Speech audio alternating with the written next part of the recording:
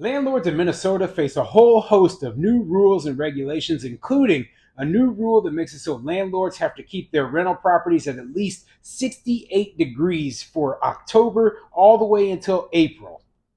I'm Tony, and this is Real Estate Investing and Landlord News.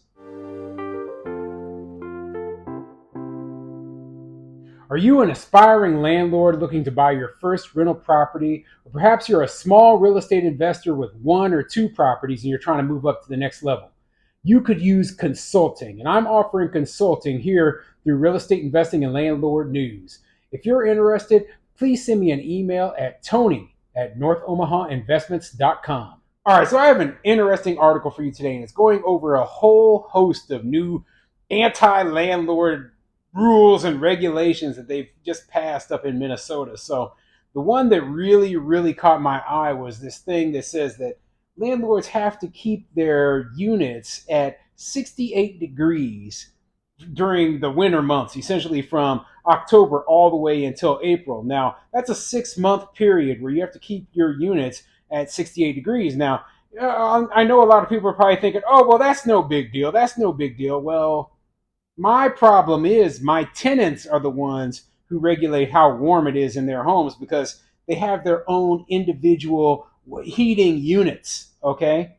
I cannot go in there and set the heat at 68 and then they'd be like, no, that's, our heating bill is too high. So they could lower it on their own and screw me over and then I'd be in trouble. So what is a landlord supposed to do? I know that there are a lot of landlords in Minnesota that already have individual units, individual heaters and furnaces in their rental properties. It's not like every single tenant or every single apartment renter is living in some place with one giant boiler, okay, that blows heat. No, that's not the way that modern buildings work. This rule, as well intentioned as it is, right, it does not actually do anything other than create a situation where a landlord might have to have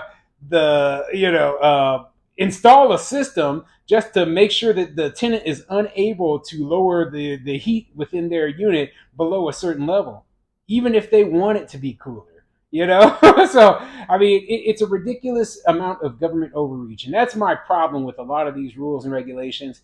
They are trying to fix problems that don't actually exist, or they exist in such tiny little proportions. It's like, well, how many people actually suffered under this? Well, 0.01%, like you have one renter out of tens of thousands who actually had this problem where their unit was too cool. And then they want to punish the other 99.99% of good landlords who are operating their businesses the way they were supposed to be. And that's what my problem is, okay? And all of these laws, all of these rules, they have unintended consequences, and they will end up costing landlords a lot more money. So before I get into the article, go ahead, hit the like and subscribe button, maybe leave a comment down below and let me know what you think. So what do you think of a rule that requires landlords to keep all of their units up above a certain temperature for 6 months out of a year? Do you think this is a good idea or a bad idea? Now, I remember, another good thing that I remember is, and I believe it was this year in Boston, right? Boston already has laws like this. They require landlords to keep their units above a certain temperature, right? Well, they had an unusually warm spring, and the landlords were still blasting the heat, and the tenants were upset because the landlords had to keep the units blasting heat even though it was warm outside, and so they were just burning up. That's how ridiculous these laws are. And so, it doesn't give the good landlords any leeway whatsoever. It doesn't give tenants any leeway whatsoever. Instead, the government mandates something and you have to do it whether it makes sense or not. Okay? So anyway, let's get into this article. This article is coming from sayhanjournal.com, and it says, Fresh Rights for Minnesota Renters. Here's a guide. Newly passed legislation evens the playing field between landlords and tenants, housing advocates say. Yeah, they always say that. They're like, oh, this will even the playing field. No. I believe that the tenants have the upper hand in these very far left-leaning places. Okay, so anyway, let's get into the article and see what it says. Although Minnesota is one of the coldest states in which to live, it's long had no statewide law requiring landlords to maintain a minimum temperature for rental units. That changed with this year's legislative session. Starting next year, Minnesota landlords will be required to keep rental units at a minimum of 68 degrees from October to April. It's one example of a shift towards supporting Minnesota tenants' rights. Although we have more to do to ensure that tenants are not in a power imbalance, these new laws are large strides in the right direction, Minnesota Attorney General Keith Ellison said in an emailed statement.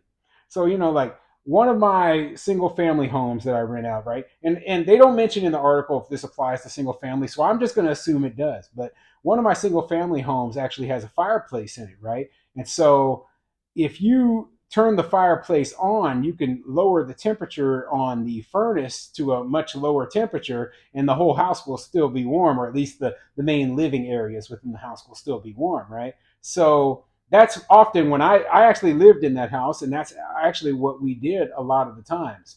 But by their very rules, right, you have to keep the whole house at 68 degrees. So even if you have your fireplace running, well, that's not good enough. That's not good enough, and basically, it doesn't look into the individual factors that are involved in each unit. Instead, they are making these stupid blanket rules that don't make any sense, and single family homeowners, people who own, one condo, etc.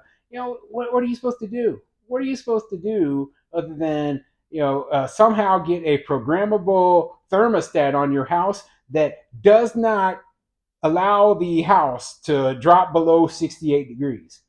Because if you allow the tenant to touch it and turn it down, then you could be in violation of the law, you could get sued, etc. Right? So I remember last time I stayed in a hotel in Miami, Florida, they actually had it so that you couldn't turn the air conditioner off.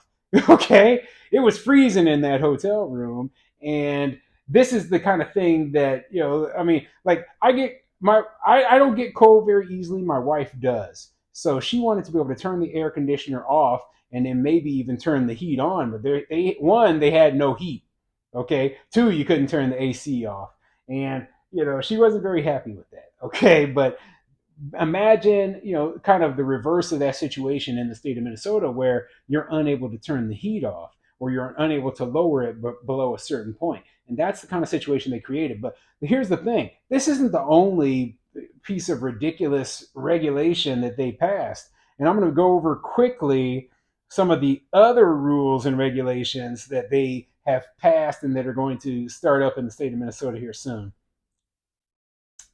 Some of the new landlord tenant laws are highly technical and most won't be in effect until next year. Here's a roundup of some of the new laws. Fewer landlord enforced rules. No forced pet declawing or devocalization. No forced early lease renewal. And in terms of cannabis, landlords cannot ban tenants from having cannabis in their rental unit. So, yeah, keep that in mind, right? Yeah, and I'm gonna read the entire paragraph because when you read it, it makes even less sense. It says landlords cannot ban tenants from having cannabis in their rental unit.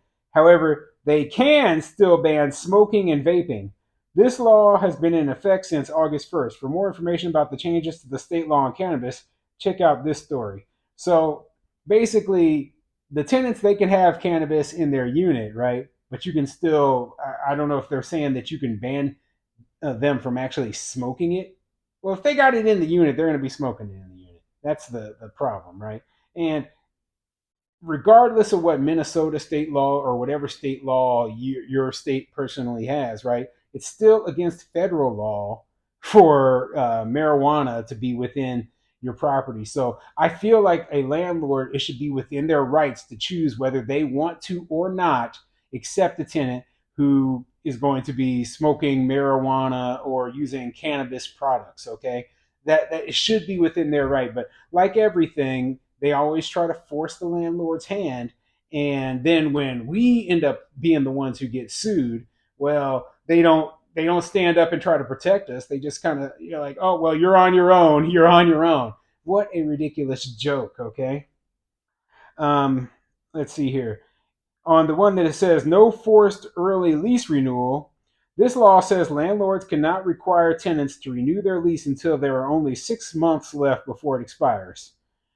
And so basically, you can't, the moment a tenant moves in, you can't immediately request that they sign a new lease for the next year or whatever the next term is. So, you have to wait until there's at least or less than 6 months before their lease is up before you can ask them to renew. Um, Changes to the eviction process, more flexibility in scheduling eviction court dates, and eviction expungement is easier to access. 14-day notice to tenants before eviction for non-payment. Minor crimes by tenants away from the property cannot lead to eviction or penalty. And right to legal counsel for tenants in public housing. So yeah, a lot of the stuff that I hit on multiple videos is stuff that they are proposing here, including giving a longer period of time to tenants before you have to give them 14-day notice for to let them know that you're going to evict them for not paying rent. Well, they should know on the very first day, but the very first day. Well, if I don't pay my rent, I'm gonna get evicted. Yeah, yeah, what do you think was going to happen? You didn't pay the rent. We don't have to keep you in there forever. But what they're basically doing is they're trying to drag the process out, drag it out longer, make it slower, right?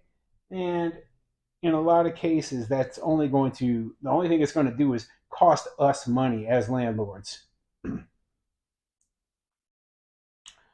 Emergencies. There's an expanded list for emergency repairs and ending leases for medical emergencies.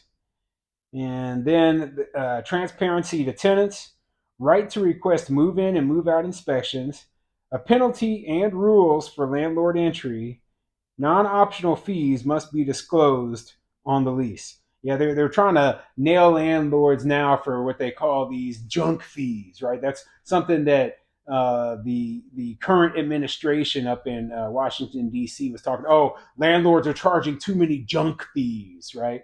And believe me, there are not too many junk fees. This isn't something that landlords are making huge sums of money on. Most of the fees, what they are created for, is to deter bad action. Okay, like for example, if you have somebody who's constantly parking in the wrong area where parking is restricted, well, maybe there's a fee for that. I mean, but the way that you motivate people not to park there is by telling them, hey, there's a fee if you do this certain thing, you know? So, I mean, I, I'm, I'm not surprised that they have so many new rules, so many new regulations. Okay. This is just a constant churn of, like it is so hard, especially for smaller landlords to keep up with all the new rules and regulations. It is because it's not like they send us a book saying, hey, these are the new laws you have to abide by. No, some of us, we rented out our properties years ago. We put a tenant in there, and the way that we did things, 5, 10 years ago, right? A lot of the stuff we did then is now illegal or now would violate the rules that they have just passed or whatever. So I feel for the landlords out there, and I hope that you don't get caught up in some kind of bureaucratic nightmare dealing with all this new nonsense. So I'll put a link to the article down in the description because it goes into a lot more detail than I'm going through here. But I just, man, that thing about the heat really, it caught my attention, and it bothers me.